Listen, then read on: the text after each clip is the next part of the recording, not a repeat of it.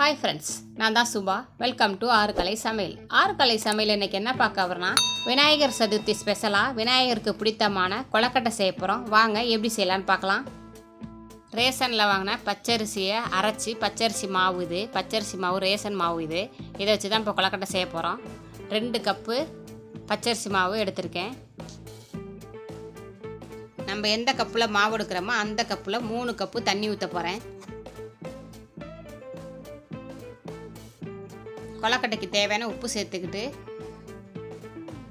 3 cup தண்ணி ஊற்றி மாவை தண்ணியாக கரைச்சி வச்சுக்கலாம். தோசை மாவு பதத்துக்கு கரைச்சி வச்சுக்கணும்.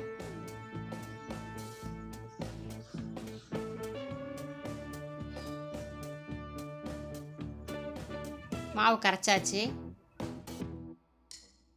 நம்ம எந்த கப்பில் மாவு எடுக்கிறோமோ அந்த கப்பில் தண்ணி சேர்த்துக்கிட்டோம். இப்போ இன்னும் 2 கப்பு தண்ணி சேர்த்துக்கலாம். தண்ணி சேர்த்துட்டு தண்ணி சூடு ஏறினா நம்ம கரைச்சி வச்சுருக்க மாவை அதில் ஊற்றிக்கலாம். மொத்தம் 5 கப்பு தண்ணி ஊற்றிருக்கோம். அடுப்பு சிம்லேயே வச்சுட்டு கை விடாமல் கிண்டிக்கிட்டே இருக்கணும்.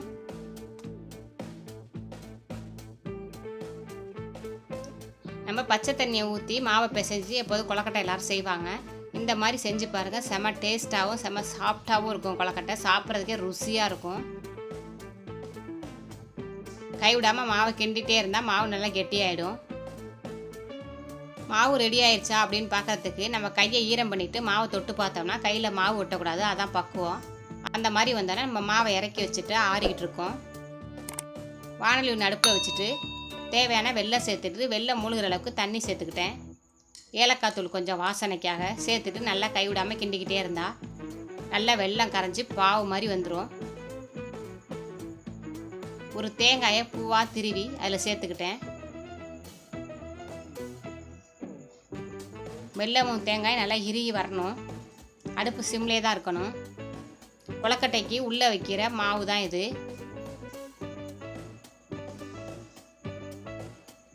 வாசனைக்காக கொஞ்சம் நெய் சேர்த்துக்கிட்டேன். உள்ளே வைக்கிற பூரணம் எப்படி இருக்குது பாருங்கள். பார்க்குறதுக்கே நல்லா கலர்ஃபுல்லாக செம டேஸ்ட்டாக இருக்கும். கொலக்கட்டை சாப்பிடும்போது ருசியாக இருக்கும். கொலக்கட்டைக்குள்ள உள்ளே வைக்கிற பூரணமும் ரெடி ஆயிடுச்சு. அதையும் இறக்கி வச்சாச்சு. இப்போ கொலக்கட்டையை செஞ்சுக்கலாம். கொலக்கட்டை அச்சின்னு இருக்குல்ல, அந்த அச்சில் எண்ணெயை தடவிக்கலாம் எல்லா பக்கத்துலேயும்.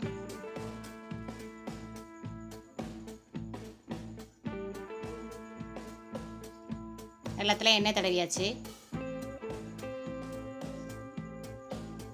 எண்ணெயை தடவிட்டு மாவு எடுத்து அதுக்குள்ளே வச்சுக்கலாம்.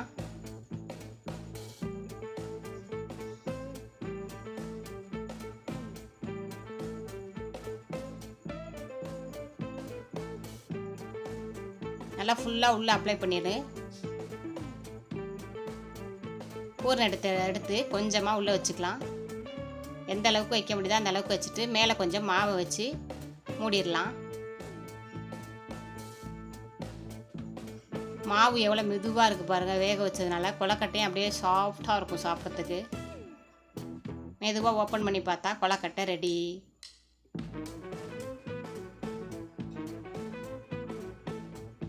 சூப்பராக வந்துருச்சு பாருங்கள். இதே மாதிரி எல்லா கொலக்கட்டையும் நம்ம சுட்டு எடுத்துக்கலாம். ஒரு தட்டுக்கான கொலக்கட்டையை நான் செஞ்சுருக்கேன். அதை வேக வைக்கிறதுக்கு இட்லி பானையில் தண்ணி ஊற்றி தண்ணி கொதிக்குது. இட்லி தட்டில் துணியை நனைச்சி போட்டுட்டு எல்லா கொலக்கட்டையும் அதில் எடுத்து வைக்கிறேன் வேக வைக்கிறதுக்கு.